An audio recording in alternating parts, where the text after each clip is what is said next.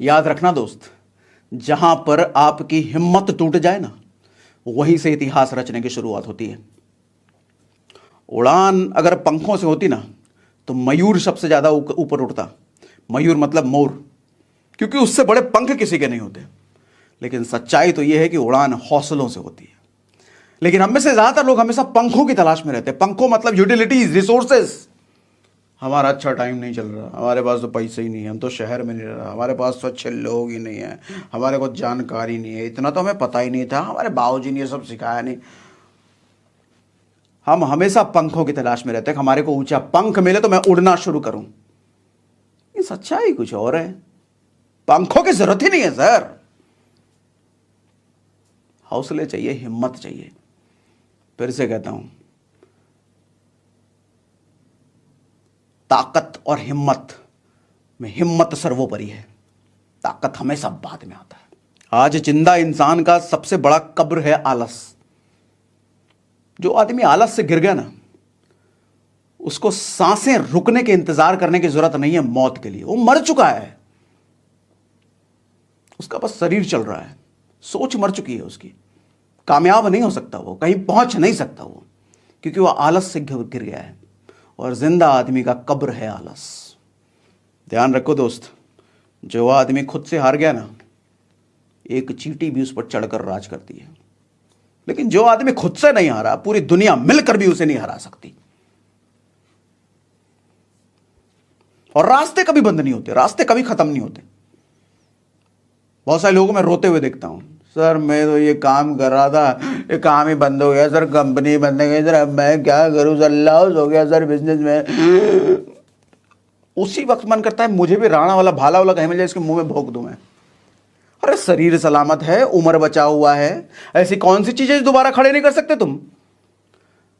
Google map में देखा है, गूगल मैप अगर लगा करके कहीं आप जा रहे हो और गूगल मैप कहता है कि आगे रेड लाइट से आपको राइट लेना है, और गलती से आपने राइट के बजाय लेफ्ट ले लिया, तो गूगल मैप क्या कहता है, तुम्हारी कहानी खत्म। अब तुमको मैं कहीं नहीं ले जा सकता, तुमने तो गलत ले लिया, अब तुम कहीं जा ही नहीं सकते, तुम्हारा रास्ता खेल खत्म भाई, अब तुम मर जाओ यहीं पर।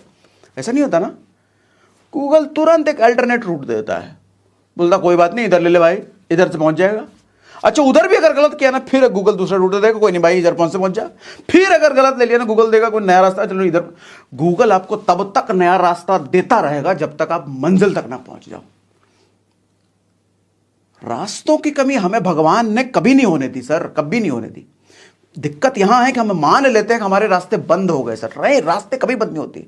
निगाहें मंजिल पर रखो ना, रास्ते मिलते चले जाएंगे।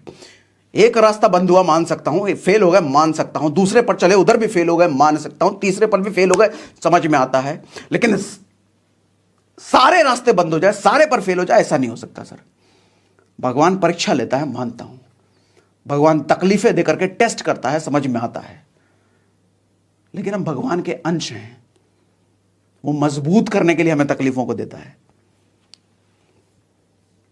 भगवान के इशारे समझो। आपने, मेरे क्लासरूम का एग्जांपल देता हूं, मैं जब स्कूल में पढ़ता था ना, एक लड़का था मार्तन, मैथ में बड़ा तेज था वो। और हमारे मास्टर साहब जो थे, मैथ के क्लास में जब भी उनको मजे लेना होता था लोगों से, मैथ के सवाल पूछते थे, तो बता, नहीं बता पाया तो वो जानबूझकर ऐसे 2-3 लड़कों को उठाते थे जो नहीं बता पाएगा। फिर लास्ट में मजे लेने के लिए उठाते हैं, अब देखो मार्तन बताएगा, मार्तन बताओ बेटा, और मार्तन खटाखट खटाखट वो सॉल्व कर दे, और शाबाशी दे इतने में, और सारे लड़कों को फिर चल उठे। मार्तन को, अच्छा हद तो तब हो जाती थी, मार्तन को मार्ट साहब अपने घर बुलाते थे और घर बुला करके एक्स्ट्रा टिप्स देते थे उसको। फिर वो मार्तन बताता था मुझसे ये वाला सवाल कराया, उसको एक्स्ट्रा सवाल देते थे सॉल्व करने के लिए मैथ के, भारी भरकम। ध्यान देना, मास्टर जी कभी उसको वो सवाल सॉल्व करने नहीं देते थे जो आराम से मार्तन कर ले। वो सवाल सॉल्व करने देते थे जिसको सॉल्व करते करते मार्तन की फट जाए। क्यों? क्योंकि वो चाहते थे मार्तन टॉप करे, इससे ऊपर कोई जाए ना। फेवरेट था ना वो। मास्टर साहब अपने फेवरेट स्टूडेंट को हमेशा डिफिकल्ट सवाल देते हैं सॉल्व करने के लिए, क्योंकि मास्टर साहब का इंटेंशन उसको परेशान करना नहीं है। मास्टर साहब का इंटेंशन ये है कि वो सॉल्व करते करते उसकी ताकत बड़ी हो जाए, उसकी दिमागी शक्ति बड़ी हो जाए, फिर वो टॉप करेगा ना, आराम से हलवा हो जाएगा उसको टॉप करना।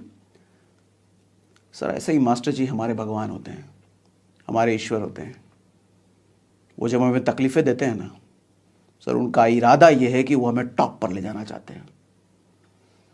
क्योंकि संभव नहीं है कि इसकी मजबूती आ जाए बिना मुश्किलों को दिए हुए। सर शारीरिक लेवल पर जब हम शरीर को मुश्किलें देते हैं ना, शरीर को कष्ट देते हैं ना, यानी कि एक्सरसाइज करते हैं, जिम करते हैं, तब जाके शरीर मजबूत होता है।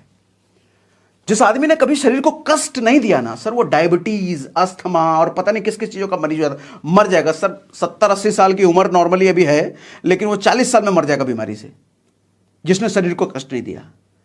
और जिसने अपनी जिंदगी में कष्ट नहीं देखा, वो जिंदगी में आगे कैसे बढ़े? भगवान चाहता है तेरे को आगे ले जाए, इसलिए तो कष्ट देता है, और तुम कष्ट में फैल जाते हो। मेरी किस्मत खराब है, मेरा टाइम खराब, मुझे मेरे भगवान में रहा, मेरे बचपन से किस्मत खराब है, मेरी कुंडली खराब है, पंडित जी को दिखाऊंगा। फिर आप एस्ट्रोलॉजर के पास जाओगे, अंगूठी लेना है, पंडित जी कहेगा तुम्हारा बृहस्पति भारी है, बुध हल्का है और मंगल टेढ़ा है, शनि भाई इधर है उधर है, 5-10 रुपये 5-10 ऐड लेगा आपसे, आप हंसी खुशी दे बुते हुए। प्रकृति को समझो सर, तकलीफें आती मजबूत करने के लिए, दैट्स ऑल। इसके अलावा कुछ नहीं है। टेम्पल रन खेला ना, मोबाइल में आता था टेम्पल रन, पहला वाला लेवल कितना आसान होता था बच्चों की तरह। फिर पहला लेवल अगर आपने जीत लिया, जैसे मास्टर साहब, अगर आपने एक लेवल का मैथ सॉल्व कर दिया तो मास्टर साहब दूसरे लेवल का मैथ देते थे, दूसरे लेवल का भी सॉल्व कर लिया, तीसरे लेवल का मैथ देते थे। मतलब तकलीफें, डिफिकल्टीज वो बढ़ाते हैं मास्टर साहब। क्यों? क्योंकि दिमाग और मजबूत हो, सोचने समझने की रीजनिंग कैपेसिटी और बढ़े। तो भगवान भी आपको पहले इतना सा तकलीफ देगा, पार कर लिए फिर इतना देगा, पार कर लिए फिर इतना देगा, पार कर लिए फिर इतना देगा, फिर एक दिन टप पे ले जाएगा ऊंचाई पर। टेम्पल रन में पहला लेवल आसान होता है, जीत गए, दूसरा मुश्किल लेवल। या कोई भी गेम आप खेलते हो तो गेम में देखते हो पहला लेवल आसान होता है, उसको अगर जीत लिया तो दूसरे पर, उसको जीत लिया फिर तीसरे पर, और हर लेवल पिछले लेवल से मुश्किल होता है। लेकिन जो सारे लेवल जीतता चला जाता है सर, गेम में बाजीगर कहते हैं उसको, मास्टर कहते हैं, विनर कहते हैं, राजा कहते हैं। लेकिन जो सारे लेवल पाल करता है, वो पहले लेवल पर जो छाती पीट ले हमारी किस्मत खराब है, उसको तो कान पकड़ के बाहर निकल दिया था, तमाचा मार के भाग यहां से, किस्मत खराब है तुम्हारी। मुश्किलें हमारे को टॉप कराने के लिए आती है सर। ये बात जानो, समझो, प्रकृति को समझो। प्रकृति हमारी दुश्मन नहीं है, भगवान हमारा दुश्मन नहीं है, बस इरादा ये है कि मजबूत किया जाए। संसार में इतनी सारी सुख सुविधाएं हमारे को दी है भगवान ने, उसको एंजॉय कर पाए। उसको एंजॉय करने के लिए ताकत चाहिए सर, शक्ति चाहिए सर, पैसा चाहिए सर, अमीरी चाहिए सर। गरीब रह के कहां आप आईफिल टावर पे चढ़ पाओगे? पेरिस के बॉर्डर पे भी नहीं घूमने देंगे आपको, कान पकड़ के बाहर कर देंगे, भाग यहां से, गरीब कहीं के। पैसा चाहिए ना। दुनिया में बड़ी से बड़ी मुश्किलों की ना यह औकात नहीं है कि आपके कदमों को रोक दे। जब मुश्किलें आपके कदमों को रोकने आती है ना सर, उनका इरादा रोकने का नहीं होता। वो चाहती है कि मुश्किलों को बार बार ठोकर मार अपने पैर से, और जब मुश्किल को समझ में आता है ये ठोकर मार मार के अब इसका पैर मजबूत हो गया है, तो मुश्किलें कहती है अब इसका पैर का मजबूत हो चुका, अब निकलो भाई, अब निकलो, अब अगली जगह चलते हैं। और पैर आपका मजबूत हो चुका होता है। चांदनी चौक टू चाइना एक मूवी आई थी, उसमें एक सीन था, जो अक्षय कुमार का गुरु था ना, जो कुंफू सिखा रहा था, उसने एक टास्क दिया था अक्षय कुमार को, ये हाथ के ऊपर बेलन रख के ऐसा रगड़ने के लिए। 1 महीने तक उसको सिर्फ रगड़वाया। अक्षय कुमार एक दिन गुस्से में आएगा, तू 1 महीने से मेरे को यही करवा रहा है, मुझे कुंफू सीखना है, काम कर, फालतू टीचर है तू, ये सब नहीं सीखना मुझे। तो टीचर उसको बताने के लिए लकड़ी की कुर्सी फेंक करके मारता है उस पर, और जैसे फेंक करके मारता है अक्षय कुमार बस हाथ ही तो ऐसे रखता है, वो लकड़ी की कुर्सी एकदम टूट के अलग हो जाती है।